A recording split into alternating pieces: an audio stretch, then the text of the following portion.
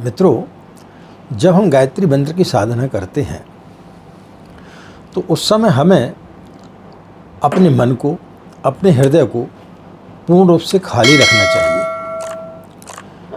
हमारे मन में साधना करते समय यदि किसी भी प्रकार की कोई भी वासना रह जाती है तो फिर निश्चित रूप से हम कितनी भी बड़ी साधना कर लें, किसी भी स्तर पर पहुंच जाएं, कहीं न कहीं वह वासना उसके आड़े आ जाती है। इसलिए साधना करते समय साधक को इसको होशपूर्वक ध्यान रखना चाहिए कि जब हम साधना कर रहे हैं तो किसी प्रकार की कोई भौतिक जो कि क्षणभंगुर मात्र है वो हमारे जीवन में कहीं, हमारे मन में कहीं रह तो नहीं गई है।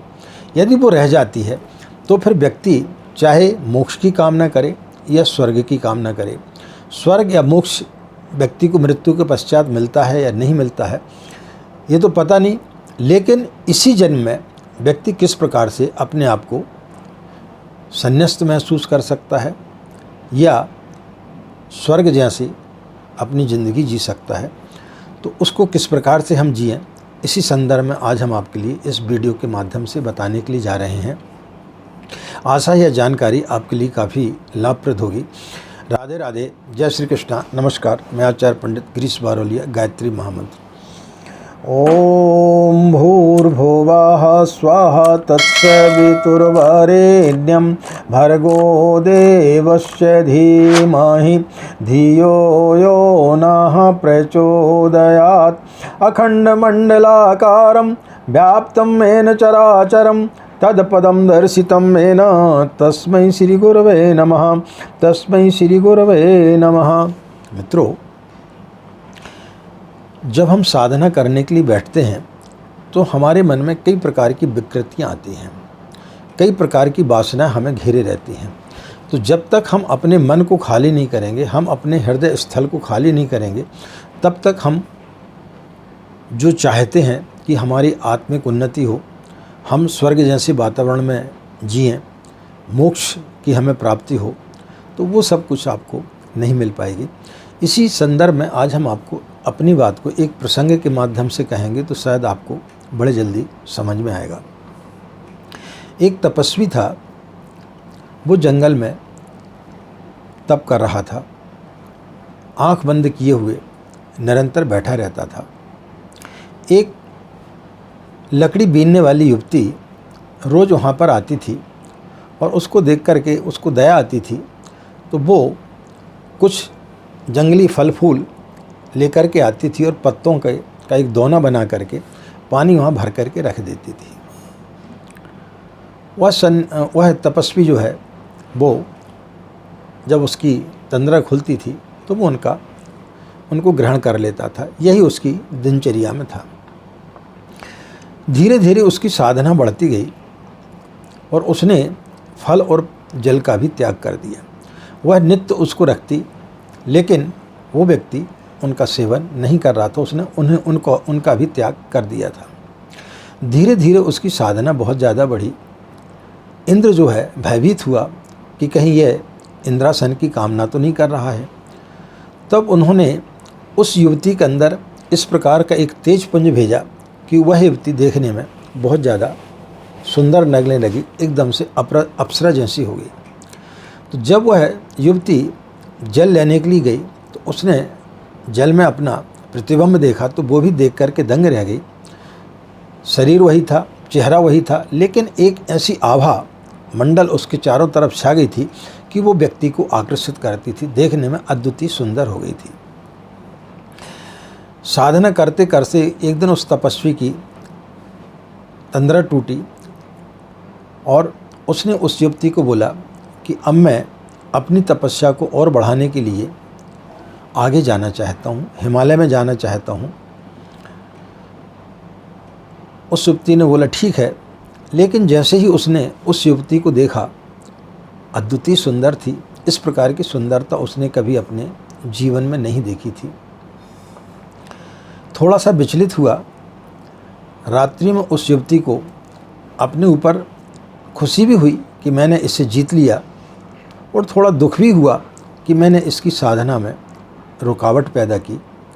दोनों ऊहापोह में वो थी, एक तरफ से खुश थी कि मैंने इसे पा लिया, दूसरी तरफ से दुखी भी थी कि मैंने इसकी साधना में रुकावट पैदा की। प्रातःकाल उसने उस युवक सन्यासी से बोला कि मैं अपने परिवार के साथ में अन्य नगर में जा रही हूँ, मुझे आज्ञा दें। उसने उसे आशीर्वाद दिया और बोला तुम जहाँ भी रहो प्रसन्न रहो। लड़की चली गई। इसके बाद में वो युवा तपस्वी हिमालय में जा कर के तपस्या करने लगा। उसकी तपस्या जो है बहुत ज़्यादा बढ़ती गई। इंद्र उससे प्रसन्न हुए। इंद्र ने उन्हें अपने दर्शन दिए और उससे बोला कि मैं तुम्हें स्वर्ग लेने के लिए आया हूँ। तो उसने बोला कि मुझे स्वर्ग की कोई कामना नहीं है, मैं स्वर्ग नहीं जाना चाहता हूँ।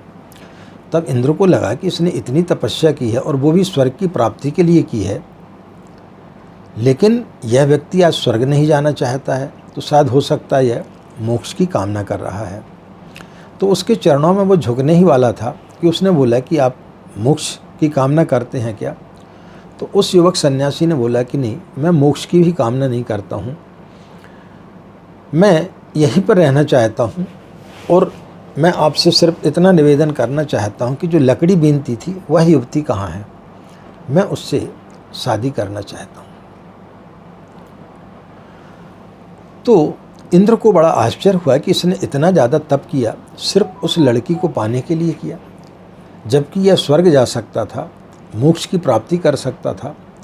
लेकिन उस व्यक्ति के अंदर एक कामना रह गई, एक वासना रह गई उस स्त्री को पाने की। तो इतना सब कुछ प्राप्त करने के बावजूद भी चूँकि हृदय में कहीं न कहीं वो वासना रह गई थी, तो उस वासना ने उसे आगे बढ़ने से रोक दिया। मित्रों, यह सब हमारी अपनी कहानी है।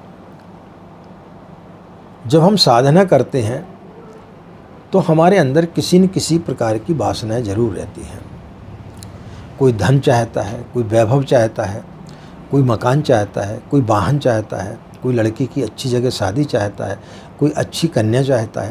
यानी किसी न किसी प्रकार के हमारे अंदर जो है विकार रहा आता है। ईश्वर के पास यदि आप जाते हैं तो जब तक आपका पात्र खाली नहीं होगा, जब तक आपके हृदय स्थल खाली नहीं होगा जहाँ पर कि आपको माँ गायत्री को विराजमान करना है, तब तक आपको परमात्मा प्राप्त नहीं हो सकता, तब तक आपको गायत्री मंत्र सही तरीके से फलित नहीं हो सकता है। फलित होगा लेकिन क्षण भंगुर की जो आपकी सुख सुविधाएं हैं उनमें आप उलझे रहेंगे। तो हम साधना करते हैं, लेकिन क्या होता है कि जो संसार में क्षण भंगुर मात्र हैं, चाहे वो पत्नी हो, बच्चे हों, वैभव हो आपके पास में, बहुत बड़ी फैक्ट्री के मालिक बन जाए, बहुत बड़ा मकान हो जाए, बहुत बड़ी आपके पास गाड़ी हो जाए, लेकिन ये सब चीज़ें हमारे साथ में नहीं जाती हैं। तो व्यक्ति जो है अपने आप को कहीं न कहीं इन चीज़ों में उलझा करके रखता है। इसलिए साधना के पश्चात में आदमी का स्तर बुद्ध जैसा, महावीर जैसा, जीसस जैसा, रामकृष्ण परमहंस जैसा या परम पूज्य गुरुदेव जैसा नहीं हो पाता है, क्योंकि हम इन वासनाओं में उलझे रहते हैं। और जब तक ये वासनाएं हमारे अंदर रहेंगी तब तक उस मंत्र का हम सही तरीके से लाभ नहीं ले पाएंगे कि हम को स्वर्ग की प्राप्ति हो या मोक्ष की प्राप्ति हो, इन सब जगह तक हम नहीं पहुंच पाते हैं।